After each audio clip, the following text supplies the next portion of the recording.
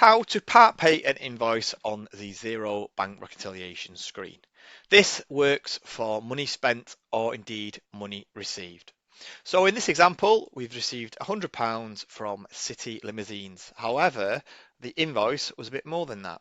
So how do we match part of it off? I can hit the match screen.